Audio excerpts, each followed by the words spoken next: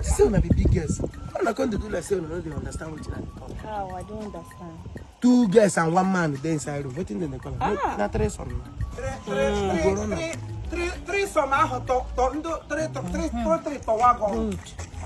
Okay, nyarala. 2 men and 2 girls. Therefore, room all 3 some. Why a master, what will I do? The kingdom of God that the kingdom of God is at hand. God bless you. Buy them some beautiful things to look. You will live long, sir. You go die. Oh, Papa Hanumulo, that's where I get hallelujah. This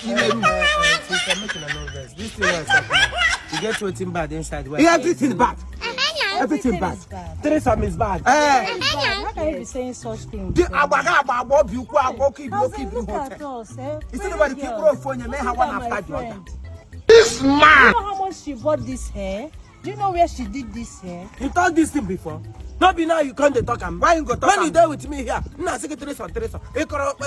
Welcome guys to me channel. I got 3 some. I got I was on a look at you. Go see the only brand on your wife. Umasi Begana Church, where on your plan on to Chile, me have push the kingdom forward. You know, make here backward. Be careful to get Muzongam. Nanke one name working. Mr. Vitalis Tochuku Madu Nezim, the CEO of Vitesco Motors Limited. Can you not Tyrion? And then you not Tyrion. Onye kpara hana man m ke na akpọ na atụ aka ka onye na-ere ala ọkwa nwa rupu akụ wanu na olu ka ị na-ekwu ihe onye mmemme wanu na Kinshasa digital money ka ị na-akpa aha ya na-eme otu a cherekwe Imonye nwunye m nwoke digital money.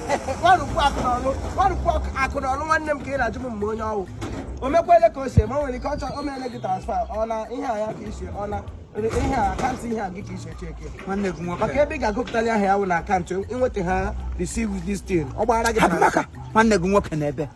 Nwarupu akụ na olu kem. Mmanya na mpa moto agbara lulu ha na-abụ. Wu nwanne gị.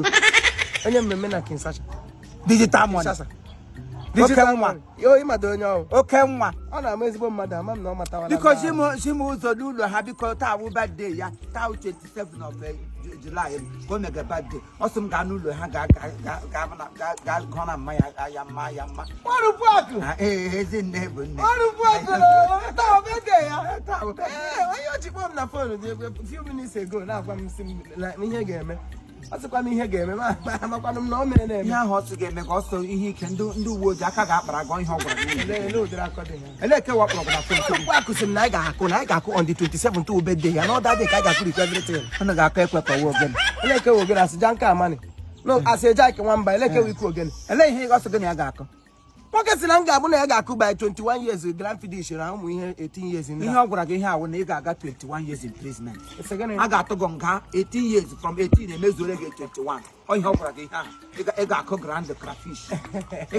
ga-aṅụ grand fidish ọ wụdụ nwata ibe gị nwata ibe gị nke gị na-eme ebe dị na gị gawa n'ahịa zụkọ ahịhịa kpọrọ nkụ gị na ụmụ okorobịa nọ n'ọhịa ele ahụ nke hụ nọ nga kpụrụ isi ọ nọ nọ nga ahụ araga ahịhịa kpọrọ nkụ a na-eme ya ote onye ka eme ka gị mata na ị ga-aga 21 years grand fetish akpịrị kpọkwa gị jem ụzọ nga ma agaga chi ozi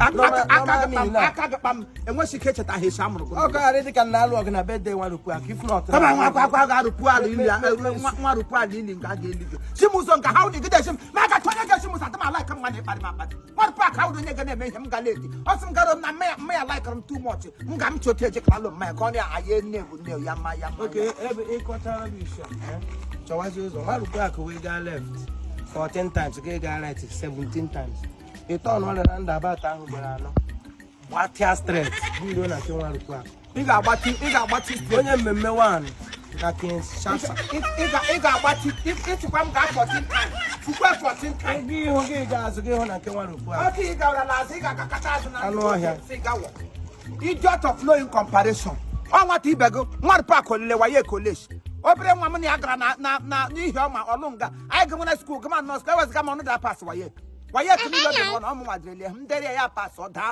ya pas ọdaa otu ka ọ dagide tụrụ Chineke asịzi ngwa ndị nkụzi agbakọta akasị ngwa si bee ya overpass ebufezie ya jiri gawa garupu akụshi ebe ebulala akụgbabasha ọmadụsị akademik awụdo onye ọbụla ka o kwurele taa ubede ya kpọrọkpọtọ ga-agba n'ihu ya ma skido ndị kinshasa niile otu ka onye ọbụla na-eti flag arị elu ndị ọcha welie prezidenti ndị kinshasa chi ya na-eti nwa rupo gị bịa nga arụpụsi ụmụ agbọghọbịa ịmatụrụ nne gị atọ kịka n'ide agịda ahụ ga-ahụ gị mmiri eri ego ka nga mmiri nje abalị mmadụ gị bịa ji ha na-egwu egwu nwanne m nwa rupu akụ biko happy birthday kelasie kpọrọkpọtọ gbara n'ihu ehi agala m ihe nyere m ya ọgbalitechada mana Chineke mekwe ka afọ na-ama ị ga-eme ahụ ya mekwe otu na-echi ama m onye iwe big boy nwa oke nwa ala ya ga-agbalas onye ọbụla bụ onye ọlụ ga-akelebe Chineke because amụgụ n'ọlụ amụgụ n'ọlụ happy birthday nke a bụ mbido long life and prosperity ị ga-emegide birthday ote ka kpọọ eze agwụgụ n'ọnụ enweghị ike ịnwụ